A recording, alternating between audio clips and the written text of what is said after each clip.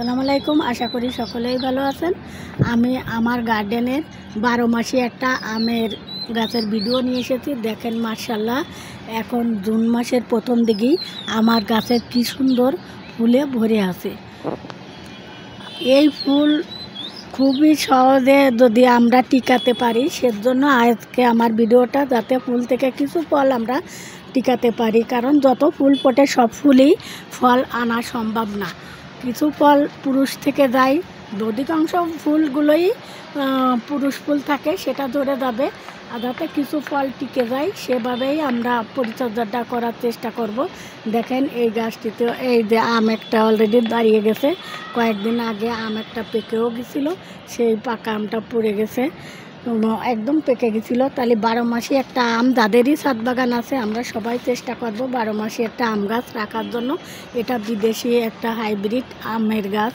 এই আমটা কালার একদম টকটকে কালার এসে যায়, লাল কালার, দেখতেও অনেক সুন্দর লাগে। আগেও ফুল এসেছিলো অনেক, ফুল মানে রৌদ্রের তাপে অনেক ফুল ঝরেও গেছে।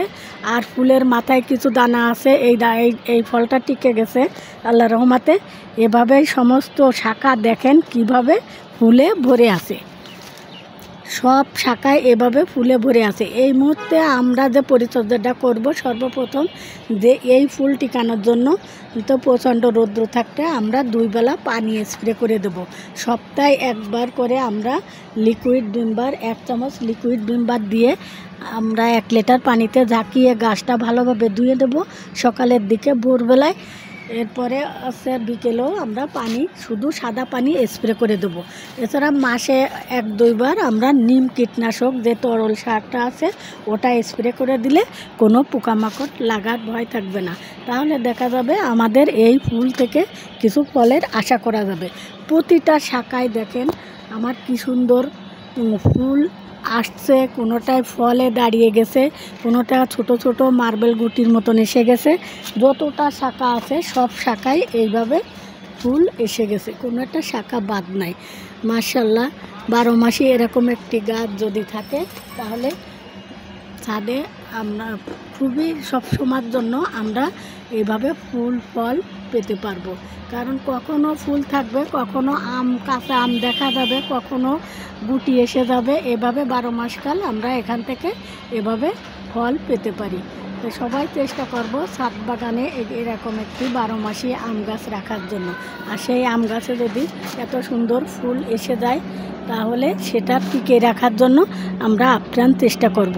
তাই এখন এই ফুল আসার আগ মুহূর্তে যখনই পাতা থেকে এরকম ফুলের ইয়েটা আসে, তখনই এই মুহূর্তে আমরা একটু বোরন, 1 লিটার পানিতে 1 চামচ বোরন গুলায়ে ওটা স্প্রে করে দেব।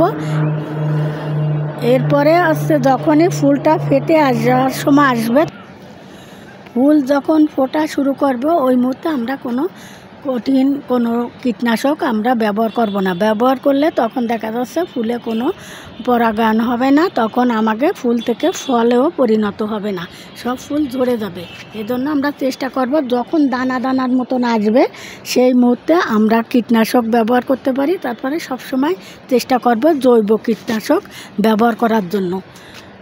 জৈব কীটনাশক ব্যবহার করলে আমরা নিম কীটনাশক কি নিম তেলটা আমরা স্প্রে করতে পারি গাছে, তাহলে আর কোনো পোকামাকড়ের আক্রমণ লাগার কোনো ভয় থাকবে না। এভাবেই আমরা পরিচর্যা যদি করি। এখন প্রচণ্ড রোদ্দুর, জুন মাসের প্রথম দিকে ভরপুর রোদ্দুরে আমরা সবসময় চেষ্টা করব গাছের গোড়াটা যাতে ভিজে থাকে, আর গাছটা এইভাবে স্প্রে করে দিতে পারলে তাহলে ভালো হবে। আর সবসময় চেষ্টা করব গাছের গোড়াটা একটু পরিষ্কার করে রাখার জন্য। আমার গাছের গোড়াটা অনেক গাছগাছড়ায় বলে ছিল, কিন্তু ফুল আসার পরে আমি ওগুলো তুলে দিছি। এখন কিছু কয়েন প্লান্টের শিকড় আছে, তার থেকে পাতা বেরোয় আসছে।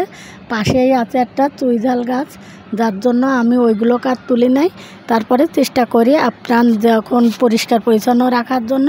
আর পাশে একটি যে গাছটি দেখছেন, দেখেন এই গাছেরই আম খেয়ে বিচি ফেলে দেওয়ার পরে এই গাছটা, বিচিটা পাশেই গেড়ে দিছিলাম। আর সে থেকে এই পাশের গাছটা, দুটো গাছই মনে হচ্ছে একসঙ্গে দুটো ডাল, কিন্তু না, এটা আমার মাদার প্ল্যান্ট, আর এটার আম খেয়ে সেই বিচিটা এখানেই গেড়ে দিয়েছিলাম, সেটার গাছটাও দেখেন মাশাআল্লাহ কত মোটা হয়ে আছে। গাছটা একটু, এই গাছটা আর ছাটা হয়নি, এই জন্য আমার চুইঝালের গাছটা যাতে বেড়ে যায় সেজন্য। তা এখন আমরা এভাবেই যদি 2-3টে টিপস অবলম্বন করি তাহলে গাছে খুব সহজে একটু ফুল থেকে ফল আনা সম্ভব হবে প্রচণ্ড গরমে। আমার ভিডিওটা যদি ভালো লেগে থাকে কমেন্ট করে জানাবেন। সকলকে অসংখ্য ধন্যবাদ। আসসালামু আলাইকুম।